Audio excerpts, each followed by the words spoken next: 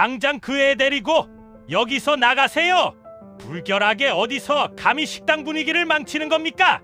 손님들 불쾌한 거 안 보여요? 여러분, 이 피가 거꾸로 솟는 망언이 어디서 나온 줄 아십니까? 가깝고도 먼 나라, 일본의 한 식당 직원이 뱉은 말입니다. 몸이 불편한 장애아 딸이 실수로 음식을 엎었는데 그들은 마치 오물이라도 본 듯 코를 막으며 우리 가족을 문 밖으로 내쫓았습니다. 예의 바른 나라인 줄 알았더니 그 속엔 나와 다르면 쓰레기 취급하는 지독한 냉기가 흐르고 있었던 것이죠. 독일인 건축가 마르쿠스 씨는 그때 결심했습니다. 일본과 비슷하다는 한국 여행은 차라리 포기해야겠다고 말이죠. 하지만 딸아이의 간절한 눈물에 결국 한국 땅을 밟게 됩니다. 그리고 운명의 그날, 승객들로 가득 찬 서울의 지하철 안에서 대형 사고가 터지고 맙니다. 몸을 가누지 못한 딸이 그만 열차 바닥에 대소변을 쏟아내버린 겁니다. 순식간에 퍼지는 악취와 사람들 사이로 흐르는 오물들. 마르쿠스 씨는 공포에 질려 눈을 감았습니다. 아, 여기서도 일본처럼 몰매를 맞고 쫓겨나겠구나. 한국인들이 나를 잡아먹으려 들겠구나. 그런데 바로 그 순간 저 멀리서 인상을 팍 찌푸린 한국 할머니 한 분이 고함을 치며 다가오는 게 아니겠습니까? 아니, 이 양반아, 이게 지금 뭐 하는 거야? 할머니의 호통에 마르쿠스 씨의 심장은 멎어버릴 것만 같았습니다. 그런데 잠시 후 벌어진 광경은 독일 전체를 뒤흔들고 전 세계를 경악하게 만들었습니다. 일본의 차가운 배척을 단번에 박살내버린 한국인의 위대한 오지랖. 과연 그날 지하철 안에선 무슨 일이 일어났던 걸까요? 지금 그 전율 돋는 현장 속으로 여러분을 초대합니다. 저는 마르쿠스입니다. 독일 뮌헨에서 평생을 직선과 곡선 그리고 차가운 콘크리트에 생명을 불어넣는 건축 설계사로 살아왔죠. 제 설계도 위에는 단 1mm의 오차도 허용되지 않습니다. 그것이 제가 세상을 대하는 방식이었고 제 딸 레나를 키우는 방식이기도 했습니다. 하지만 10살이 된 제 딸 레나는 아빠가 공들여 쌓아 올린 그 완벽한 세상 밖으로 자꾸만 미끄러져 내려가는 아이였습니다. 태어날 때부터 내변변이라는 가혹한 굴레를 짊어진 레나는 혼자서는 고개조차 가누지 못합니다. 남들에겐 숭시듯 당연한 손가락 하나 움직이는 일이 제 딸에게는 거대한 바위를 들어올리는 것과 같은 필사의 사트죠. 그런 레나를 바라보며 저는 늘 죄인 같은 마음으로 살았습니다. 뮌헨의 거리를 휠체어로 지날 때면 합리적이고 이성적이라는 독일인들의 시선은 얼음장처럼 차갑게 제 가슴을 찔렀습니다. 그들의 눈빛엔 불편함과 동정, 그리고 보이지 않는 선이 그어져 있었죠. 아빠, 한국 사람들은 왜 이렇게 잘 웃어? 어느 날 TV 속 한국 예능을 보며 레나가 환하게 웃으며 묻더군요. 말 한마디 알아듣지 못하면서도 화면 속 한국인들이 서로 부둥켜 안고 웃는 모습이 레나에게는 천국처럼 보였나 봅니다. 그 작은 미소를 지켜주기 위해 저는 큰 결심을 했습니다. 사실 한국으로 향하기 전 우리는 일본 오사카를 먼저 들렀습니다. 사업상 미팅이 있었거든요. 하지만 그곳에서의 기억은 제 인생 최악의 악몽이 되었습니다. 정갈한 일식당에서 레나가 손을 떨다 국물을 조금 흘렸을 때 식당 안의 공기는 순식간에 영하로 떨어졌습니다. 주변 승객들은 약속이라도 한 듯 젓가락질을 멈추고 우리를 노려봤죠. 그건 분노라기보다 정돈된 공간을 어지럽히는 불쾌한 이물질을 보는 눈빛이었습니다. 지배인은 다가와 정중하게 말하더군요. 다른 손님들께 실례가 되니 구석자리로 옮겨주시겠습니까? 예의라는 이름으로 포장된 잔인한 배척이었습니다. 그 트라우마를 안고 도착한 서울. 지하철 2호선에 몸을 실은 제 심장은 터질 듯이 요동칩니다. 일본의 지하철만큼이나 깨끗하고 정숙한 이 공간이 언제든 우리를 향해 송곳니를 드러낼 것만 같아 온몸의 근육이 팽팽하게 긴장됩니다. 아내 카타리나도 제 손을 부들부들 떨며 잡고 있습니다. 휠체어에 앉은 레나만이 창밖의 낯선 풍경을 보며 설레하고 있네요. 열차 안은 묘한 정적이 흐릅니다. 다들 휴대전화를 보거나 눈을 감고 있죠. 이 질서정연함이 저에게는 거대한 압박으로 다가옵니다. 제발 아무 일도 일어나지 마라. 레나야, 조금만 참아다오. 속으로 수천 번을 기도했습니다. 하지만 제 간절한 기도를 비웃기라도 하듯 갑자기 레나의 얼굴이 하얗게 질리기 시작합니다. 아이의 몸이 제멋대로 경련하며 뒤틀리더니 휠체어 아래로 노란 액체가 흘러내립니다. 그리고 연이어 도저히 숨길 수 없는 지독한 냄새가 좁은 열차칸을 순식간에 장악해버립니다. 아, 심히 쉬워. 왜 하필 지금입니까? 왜 하필 이 정숙한 한국의 지하철 안에서 이런 시련을 주시는 건가요? 주변 사람들의 고개가 하나둘 우리 쪽으로 돌아가기 시작합니다. 코를 킁킁거리던 사람들이 일제히 우리 가족을 쳐다봅니다. 경악과 불쾌함이 섞인 눈빛들. 저는 직감했습니다. 이제 시작이구나. 일본에서보다 더 처참하게 쫓겨나겠구나. 수치심에 얼굴이 화끈거려 고개를 들 수가 없습니다. 레나는 겁에 질려 울음을 터뜨렸고 아내는 휴지를 찾으려 가방을 뒤지며 비명을 지르듯 흐느낍니다. 바로 그때였습니다. 저 멀리 노약자석에 앉아있던 한 할머니가 자리에서 벌떡 일어나더니 성난 황소처럼 우리를 향해 성큼성큼 걸어오기 시작합니다. 구부정한 허리지만 기세만큼은 서슬퍼런 칼날 같습니다. 할머니는 주름진 얼굴을 잔뜩 찌푸린 채 알아들을 수 없는 한국어로 고함을 치기 시작합니다. 아니 이게 대체 무슨 일이랴? 이게 뭔 냄새야? 할머니의 호통 소리가 열차 안으로 울립니다. 주변 승객들도 동요하며 우리를 에워쌉니다. 저는 본능적으로 레나의 휠체어를 감싸 쥐었습니다. 제발 때리지만 마세요. 우리가 지금 당장 내릴게요. 영어를 알아듣지 못할 할머니를 향해 저는 비굴할 정도로 허리를 굽히며 죄송하다는 몸짓을 반복했습니다. 하지만 할머니는 멈추지 않고 제 팔을 툭 치더니 더 큰 소리로 누군가를 부르는 게 아니겠습니까? 그 소리에 맞춰 저쪽 끝에 있던 젊은 남자가 달려오고 경찰에 신고라도 하려는 듯 한 여성이 다급하게 호출 버튼을 누릅니다. 아, 끝났습니다. 이제 영무원과 경찰이 들이닥치겠죠? 독일인 건축가로서 쌓아온 제 자존심도 레나에게 보여주고 싶었던 한국의 아름다움도 이 악취나는 오물 속으로 처참하게 침몰하고 있습니다. 저는 절망하며 눈을 질끈 감았습니다. 이제 곧 우리 가족을 향한 한국인들의 무자비한 심판이 시작될 것이라 확신하면서 말이죠. 주변 승객들의 시선이 칼날처럼 날아와 제 가슴에 박힙니다. 레나는 사시나무 떨듯 몸을 떨며 제 품으로 파고들고 아내는 젖은 손수건을 쥔 채 넋이 나간 표정으로 바닥을 내려다보고 있네요. 냄새는 점점 더 지독해지고 사람들의 미간은 더 깊게 패어만 갑니다. 일본에서 겪었던 그 차가운 정적이 떠오릅니다. 민폐니까 나가달라던 그 차가운 목소리가 환청처럼 들려옵니다. 그때였습니다. 성난 파도처럼 다가온 할머니가 제 코앞에서 걸음을 멈춥니다. 주름진 손이 허공을 가르며 저를 가리킵니다. 아니 이 양반아, 지금 뭐하고 있는 거야? 애가 이 지경이 되는데 멍하니 서 있기만 하면 어떡해? 할머니의 호통이 열차 안을 쩌렁쩌렁 울립니다. 저는 본능적으로 레나를 제 등 뒤로 숨깁니다. 제발 우리 딸은 건드리지 마세요. 제가 다 치울게요. 영어로 I'm sorry를 연발하며 고개를 숙이지만 할머니의 목소리는 낮아질 줄을 모릅니다.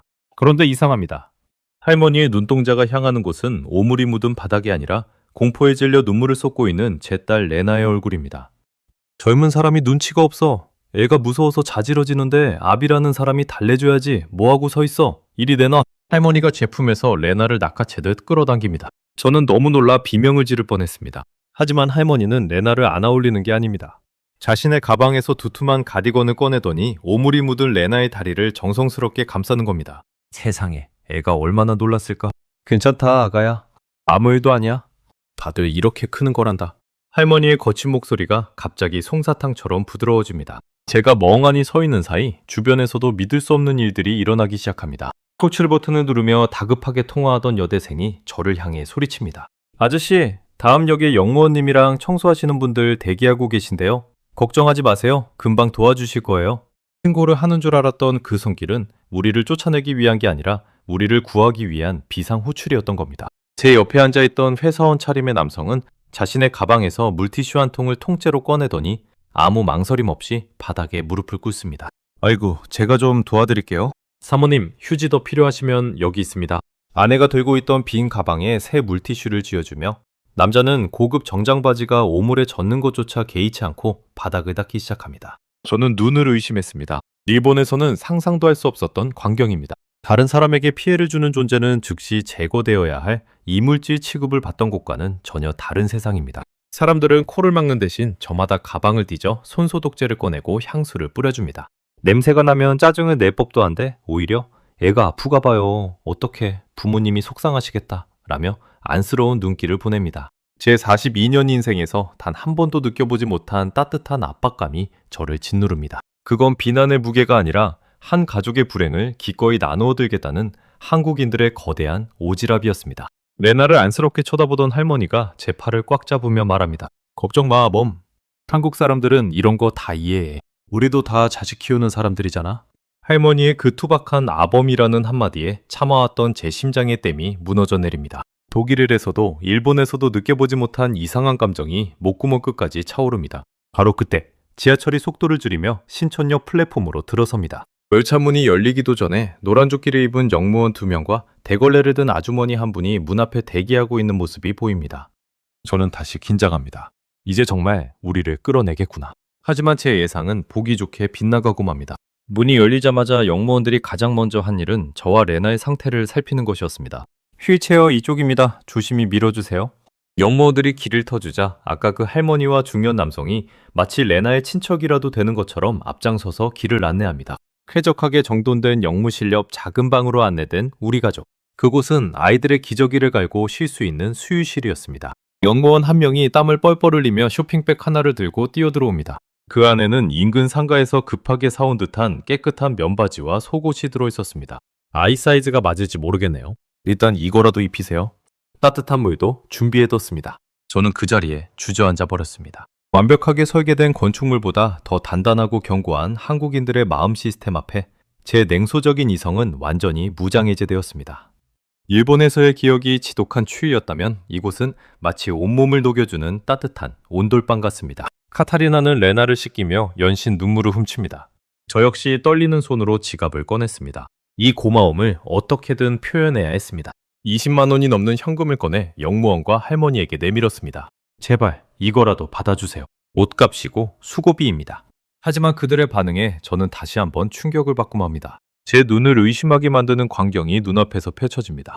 도움의 손길을 내민 이들에게 감사의 표시로 건넨 돈봉투를 보더니 조금 전까지 레나를 위해 그토록 헌신하던 중년 남성의 표정이 무섭게 변하는 겁니다. 그는 제 손을 거칠게 밀어내더니 서툰 영어지만 아주 단호한 어조로 저를 꾸짖기 시작하더라고요. 우리는 돈 때문에 당신들을 도운 게 아닙니다. 지금 우리를 모욕하는 겁니까? 순간 얼음물을 뒤집어 쓴 듯 정신이 번쩍 듭니다. 남자의 눈빛은 돈보다 훨씬 값진 무언가를 훼손당했다는 듯 깊은 분노와 서운함이 서려 있습니다. 옆에서 레나의 옷을 갈아입혀 주시던 할머니도 혀를 쭈쭈 차시며 제 손을 찰싹 때리시는 거예요. 아니 이 양반이 누구 장사꾼으로 하나? 라며 화를 내시는 그 눈빛엔 낯선 이방인을 향한 경계가 아니라 자식의 잘못을 꾸짖는 부모의 엄함이 담겨 있습니다. 저는 그제야 깨닫습니다. 제가 그동안 살아온 세상에선 모든 호의에는 대가가 따르고 타인의 영역을 침범하는 것은 신뢰였다는 사실을 말이죠. 하지만 이 나라, 한국은 다릅니다. 이들에게는 길에서 만난 아픈 아이가 남의 자식이 아니라 내 손주이고 공경에 처한 외국인이 불청객이 아니라 기꺼이 내 어깨를 빌려줘야 할 이웃인 겁니다. 계산기 두드려가며 손익을 따지는 얄팍한 친절이 아니라 사람이라면 당연히 해야 할 일을 한다는 그 묵직한 자부심이 저를 압도합니다. 영무원은 제가 건넨 돈봉투를 조용히 다시 제 주머니에 넣어주며 웃어 보입니다. 그 돈으로 따님 맛있는 거나 사주세요. 한국엔 맛있는 게 참 많거든요. 그 따뜻한 농담 한마디에 제 심장을 옥죄던 마지막 빗장이 덜컥하고 풀려버립니다. 저는 그 자리에서 어린아이처럼 엉엉 울음을 터뜨리고 맙니다. 40년 넘게 건축가라는 이름 뒤에 숨겨왔던 제 나약함과 레마를 키우며 혼자 감당해온 지독한 고독이 이 낯선 한국인들의 품 안에서 하염없이 녹아내립니다. 울음 섞인 제 눈에 비친 레나의 모습은 더 기적 같습니다. 평소 낯가림이 심해 엄마 아빠가 아니면 곁을 내주지 않던 아이가 처음 보는 한국 할머니의 품에 안겨 까르르 웃고 있는 겁니다. 할머니의 거친 손마디가 레나의 머리카락을 쓸어넘길 때마다 레나는 마치 세상에서 가장 안전한 곳에 있는 듯 평온한 표정을 짓습니다. 아빠, 한국 사람들은 다 천사인가 봐. 레나가 생전 처음 들어보는 밝은 목소리로 제게 말합니다. 그 순간 제 머릿속을 스치고 지나가는 강렬한 생각이 있습니다. 뮌헨의 차가운 저택, 세련된 설계도, 남들의 시선을 의식하며 살았던 그 모든 것들이 얼마나 부질없는 것이었는지 말이죠. 건축가는 사람을 담는 그릇을 만드는 사람입니다. 그런데 저는 그동안 화려한 껍데기만 만들었을 뿐 그 안에 담긴 온기에 대해서는 무지했습니다. 진정한 설계는 시멘트와 철근으로 하는 게 아니라 사람과 사람을 잇는 마음으로 하는 것임을 이곳 한국 지하철역 구석진방에서 배우고 있습니다. 영무실을 나서는 길, 복도에서 마주치는 모든 한국인이 저를 보며 눈인사를 건넵니다. 아까 지하철에서 코를 막았던 사람들도 사실은 비난이 아니라 어떻게 도와야 할지 몰라 당황했던 것임을 이제야 알 것 같습니다. 그들은 제가 미안해할까봐 오히려 더 밝게 웃어주고 레나에게 사탕을 건네며 응원을 보냅니다. 힘내세요. 아이고 예뻐라. 지나가며 툭툭 던지는 그 짧은 말들이 제 가슴 속엔 수천 개의 설계도보다 더 정교한 위로로 쌓여갑니다. 숙소로 돌아가는 길, 저는 아내 카타리나의 손을 꼭 잡았습니다. 아내의 눈도 저처럼 퉁퉁 부어있지만 그 눈빛엔 이 여행을 시작할 때의 불안함 대신 묘한 확신이 서려 있습니다. 마르쿠스, 우리 여기서 다시 시작해볼까? 아내의 말이 채 끝나기도 전에 저는 고개를 끄덕입니다. 그날 밤 저는 노트북을 켜고 한국의 비자 제도와 건축 시장을 검색하기 시작합니다. 독일에서 쌓아온 명성이나 지위를 모두 내려놓아야 할지도 모릅니다. 하지만 상관없습니다. 내 딸 레나가 이물질 취급을 받지 않는 곳, 실수가 비난이 아닌 배려로 돌아오는 이 나라에서라면 저는 무엇이든 할 수 있을 것 같습니다. 차지찬 선들로 이루어진 제 설계도에 한국인의 그 뜨거운 정을 섞어 넣으면 어떤 건물이 탄생할까요? 아마도 세상에서 가장 따뜻하고 포근한 집이 지어지지 않을까요? 레나가 휠체어를 타고도 어디든 갈 수 있고 실수에도 웃으며 손잡아줄 이웃이 있는 나라. 저는 이제 결심했습니다. 제 인생 최고의 설계는 바로 이곳 대한민국에서 시작될 것입니다. 그 눈빛과 그 목소리를 잊을 수가 없습니다. 우리의 마음을 돈으로 계산하지 말라던 그 중년 남성의 단호한 의침은 제 인생의 설계도를 뿌리째 뒤흔들어 놓았습니다. 돈이면 무엇이든 해결되고 정해진 대가를 치르는 것이 가장 깔끔한 관계라고 믿어온 제 서구적 가치관이 한순간에 무너져 내리는 기분입니다. 영무실을 나와 다시 플랫폼으로 향하는 길, 저는 제 등을 밀어주던 그 투박한 손길들을 하나하나 떠올려 봅니다. 바닥을 닦던 청년의 젖은 소매, 향수를 뿌려주던 아가씨의 수줍은 미소, 그리고 레나를 안아주던 할머니의 따뜻한 체온. 이 모든 것이 매뉴얼에도 없고 돈으로 살 수도 없는 한국인들만의 위대한 유산임을 이제야 깨닫습니다. 숙소로 돌아오는 택시 안에서 레나는 제 무릎에 머리를 기대고 깊은 잠에 빠져듭니다. 일본에서의 그 악몽 같았던 밤엔 아이가 자면서도 식은땀을 흘리며 흐느꼈는데 지금 레나의 얼굴은 마치 천사의 미소를 머금은 듯 평온하기만 합니다. 아이의 손엔 아까 그 할머니가 쥐어준 알록달록한 사탕 봉지가 꼭 쥐어 있습니다. 여보, 나 결정했어. 숙소에 도착하자마자 저는 아내 카타리나의 손을 잡고 말합니다. 아내는 이미 제 눈빛에서 답을 읽은 듯 조용히 고개를 끄덕입니다. 저는 그 길로 노트북을 켜고 뮌헨 본사에 사직서를 쓰기 시작합니다. 동료들은 미쳤다고 하겠죠?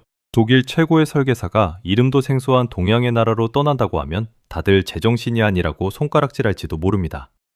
하지만 제 마음은 이미 확고합니다. 단순히 친절해서가 아닙니다. 단순히 시설이 좋아서도 아닙니다.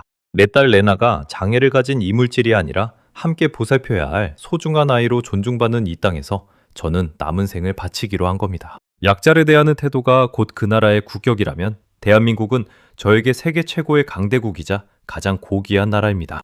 다음 날부터 저는 바쁘게 움직입니다. 서울의 건축 사무소들에 제 포트폴리오를 보내고 레나가 다닐 수 있는 특수학교와 재활센터를 알아봅니다. 놀라운 건 그 과정에서도 한국인들의 오지랖은 계속된다는 사실입니다.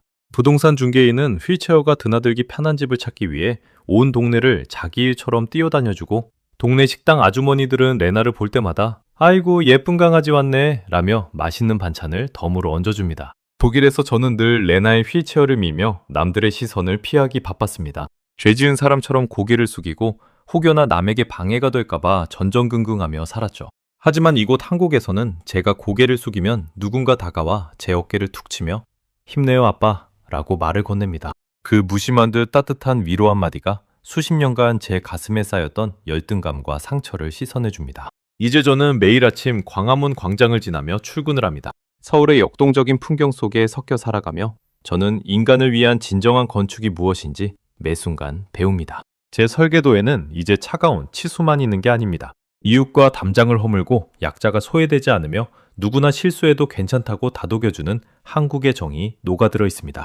어느덧 한국 생활 1년차, 레나는 이제 서툰 한국말로 동네 할머니들에게 인사도 제법 잘합니다. 할머니 안녕하세요 라고 손을 흔드는 레나의 모습에서 더 이상 예전의 그 위축된 장애아의 모습은 찾아볼 수 없습니다. 아이는 이곳에서 사랑받는 법을 배웠고 그 사랑을 다시 나누어주는 법을 배우고 있습니다. 독일의 친구들이 가끔 묻습니다. 정말 그곳이 살기 좋으냐고요. 저는 망설임 없이 대답합니다.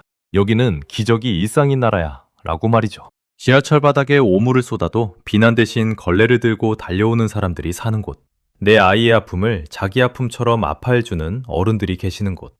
그런 곳에서 사는 제가 어떻게 행복하지 않을 수 있겠습니까? 오늘도 퇴근길 지하철에 몸을 씻습니다. 왁자지껄한 사람들의 소음이 예전처럼 소음으로 들리지 않습니다. 저마다의 사연을 품고 살아가는 이 뜨거운 생명력의 소리. 서로가 서로에게 기꺼이 오지랖을 부리며 살아가는 이 사람 냄새 나는 풍경이 저는 너무나도 자랑스럽습니다. 이 나라를 이토록 따뜻하게 읽어주신 한국의 시니어분들, 그리고 무심한 듯 따뜻한 손길을 내밀어준 모든 한국인에게 저는 평생을 다해 감사하며 살 것입니다. 저 마르쿠스는 이제 독일인이 아닌 한국의 정을 품은 서울 시민으로 살아가려 합니다. 제 인생의 가장 완벽한 설계는 바로 그날 지하철에서 시작된 한국인들과의 만남이었습니다. 오늘 전해드린 이 놀라운 기적 같은 이야기 여러분은 어떻게 들으셨나요? 독일에서 온 건축가 마르쿠스 씨의 가족이 겪은 이 일은 단순히 운이 좋았던 한 외국인 가족의 여행담이 아닙니다. 차가운 이성과 계산이 지배하는 세상 속에서 우리 한국인들이 수천 년간 지켜온 정의라는 것이 얼마나 위대한 힘을 가졌는지 다시금 일깨워주는 증거인 것이죠. 사실 마르쿠스 씨를 오열하게 만든 건 영무원이 사온 새 옷이나 시민들의 물티슈가 아니었을 겁니다.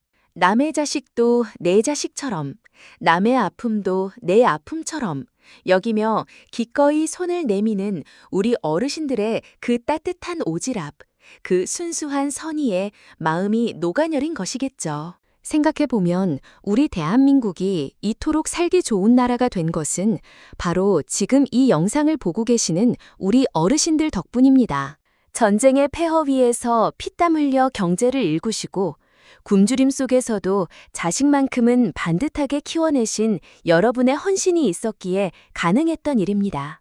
자신은 낡은 옷을 입으면서도 자식에게는 새 옷을 입히고 남의 집 아이가 길에서 울고 있으면 그냥 지나치지 못했던 우리 부모님들의 그 숭고한 마음씨가 오늘날 세계가 찬탄하는 K시민의식의 뿌리가 되었습니다. 여러분이 삶으로 버텨오신 그 모진 세월과 묵묵히 실천해오신 그 사랑이 오늘날 한 외국인 가족의 인생을 통째로 바꿔놓는 기적을 만든 겁니다. 이 나라를 이토록 아름답게 지켜주시고 후대에게 따뜻한 정을 물려주신 여러분, 당신들은 진정으로 존경받아 마땅한 이 시대의 영웅들입니다. 여러분의 그 고귀한 삶이 있었기에 대한민국은 전 세계가 부러워하는 가장 인간미 넘치는 나라가 될 수 있었습니다. 오늘 마르쿠스 씨가 흘린 눈물은 여러분의 삶에 대한 가장 진실한 찬사이자 경의였을 겁니다. 부디 오늘 밤에는 나 참 잘 살아왔구나, 나 참 귀한 일을 했구나 하며 스스로를 듬뿍 칭찬해 주셨으면 좋겠습니다. 오늘의 이야기가 여러분의 마음에 작은 온기를 전해드렸다면 구독과 좋아요로 따뜻한 응원을 부탁드립니다. 여러분이 남겨주시는 댓글 한 줄 한 줄은 이 채널을 지탱하는 커다란 힘이 됩니다. 여러분의 소중한 지혜와 경험을 댓글로 함께 나눠주세요.